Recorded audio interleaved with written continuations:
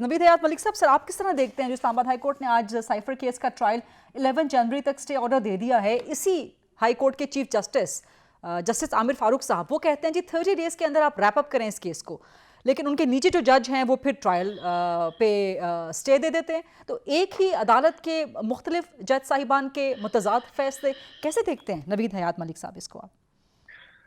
देखें, बानी पीटीआई जुबैरी साहब के अल्फाज इस्तेमाल करूंगा के खिलाफ जो साइफर केस है उसकी समाअत जेल में हो रही है और उस पे ऑलमोस्ट 25 गवाहान जो है उनकी शहादत कलमबंद हो चुकी थी और 3 गवाहान जो है मेरा ख्याल है बकाया थे जी। सिर्फ।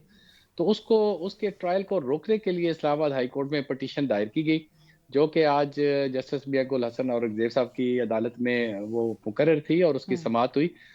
उसमें जो माननीय पीटीआई के वकील हैं जो उन्होंने मौक़िफ़ लिया था वो यही लिया था कि टेक्निकलिटीज पे वो आए थे कि ये जो साइफर केस है इसमें कंप्लेंट फाइल होनी चाहिए थी और इस पे डायरेक्ट एफआईआर दर्ज की गई और अगर इस पे मजीद डिले किया गया तो ये तो ट्रायल मुकम्मल होकर हफ्ते में हमें सजा हो जाएगी और हमारी सारी चीजें रिफ्रेक्चर हो जाएगी। तो सुबह तक तो हमें जब हमें जो खबरें भी मिल रही थी और जो हम देख भी रहे थे उस वक्त तक तो जज साहब इंक्लाइंड नहीं थे उनको स्टे देने के लिए, बल्कि उन्होंने तो कहा था कि हम इसमें नोटिस जारी करते हैं। अब बाद में पता फिर चला तब्दीली कहाँ पे आई? कि स्टे ऑर्डर जारी हुआ है और अभी कंप्लीट ऑर्डर भी हमारे सामने नहीं आया, वो देख के कोई कमेंट कर सकते हैं।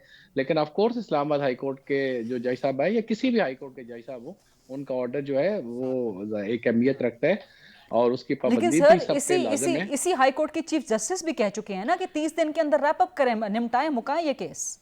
सर इसीलिए जो है ना नॉर्मली ये किया जाता है कि जो एक केस से रिलेटेड केसेस होते हैं वो उसकी समाअत जो है वो एक ही कोर्ट को करनी चाहिए ताकि इस तरह कॉन्ट्रडिक्टरी जो फैसले हैं वो नहीं आने चाहिए।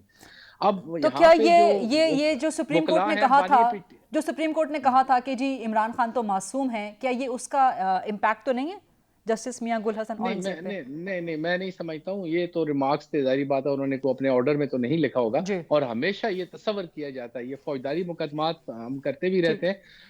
फौजदारी मुकदमात का एक मशहूर मकूला है कि every person presumes to be innocent till prove guilty.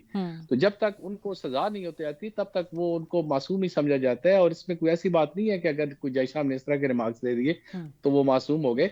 वो ये है कि जब तक उनको प्रॉपरली ट्रायल होकर सजा नहीं होता तो हर बंदे को ठीक। वो चाहे कोई भी अक्यूज्ड है ठीक। उसको यही समझा जाएगा कि वो मासूम है, वो इनोसेंट है। तो इसलिए आज का फैसला जो है वो ऑफ कोर्स वो जो थोड़ा कॉन्ट्रडिक्टरी तो है, लेकिन कंप्लीट ऑर्डर आ जाए तो फिर ही पता चलेगा कि इसमें क्या कि वजूहत किन थी जिन लीगल बुनियाद पे। टेक्निकल ग्राउंड्स पे जो है वो जी स्टे जी दिया गया जी है।